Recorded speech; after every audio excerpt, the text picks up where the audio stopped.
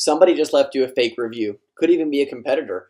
What do you do next? How do you flag it and report it in the right way so that Google takes action in an appropriate manner?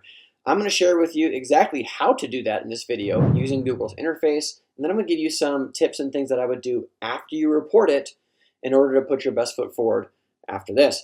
So, first things first, on the Google dashboard, go to your business, open up where it says read reviews, and then you'll see the list of most recent reviews. This is one of our Google Business profiles that I'm going to use for demonstration purposes.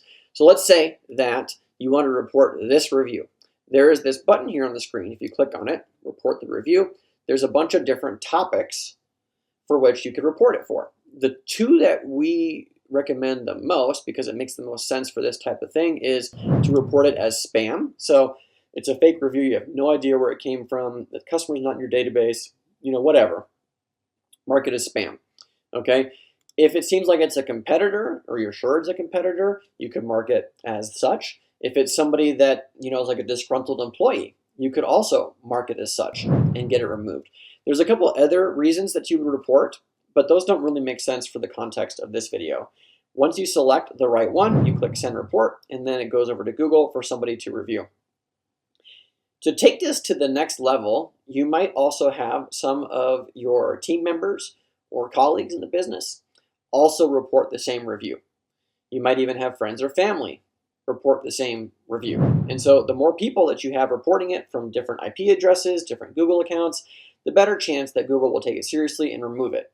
Now, in our experience, Google is a little finicky. Sometimes they won't refuse something, they won't take a review down that makes absolutely no sense why it's there. Other times they'll take stuff down that you're like, really? Wow, they removed it? And so you just never know how it's going to go.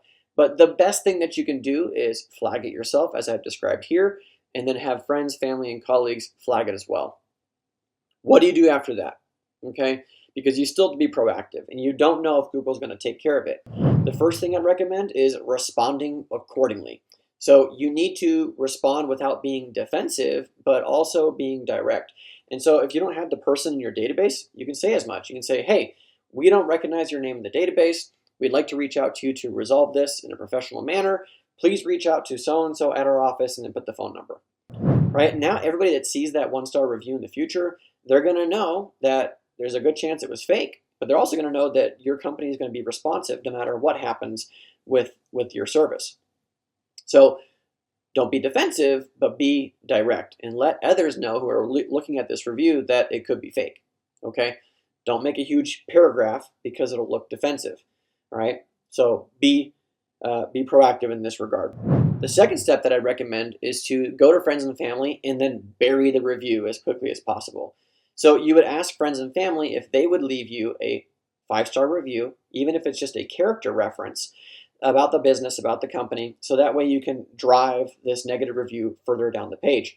It's not going to stop people from seeing it when they filter to 1-star reviews, but it is going to help bury it when people are scanning and skimming the most recent reviews. And it's one of the best things that you can do.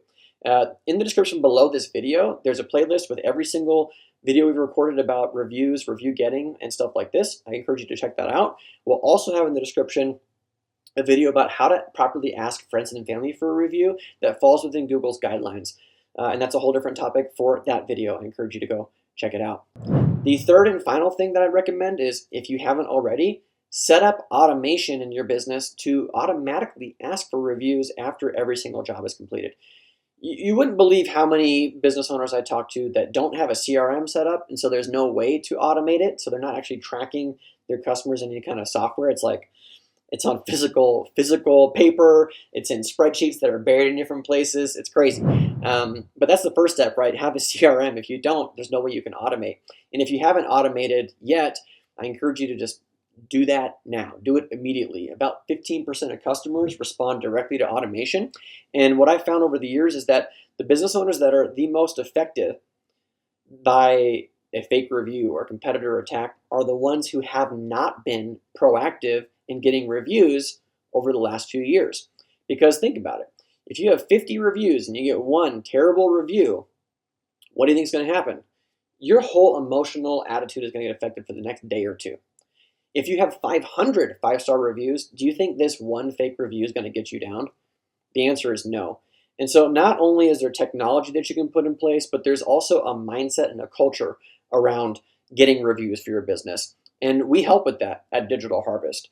If you're interested in scheduling a call with me or somebody on my team to help you navigate the future in getting reviews, automating it using technology, and even deploying some of the training that we give to our clients in your business to bump up the number of reviews and increase your online presence, get more jobs, we help with all of that. So I encourage you to check that out if that's something that you find interesting.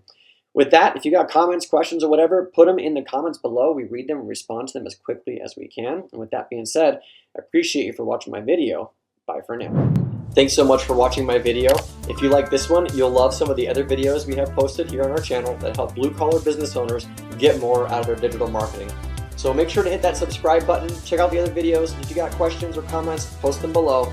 I look forward to catching you on the next video. Bye for now.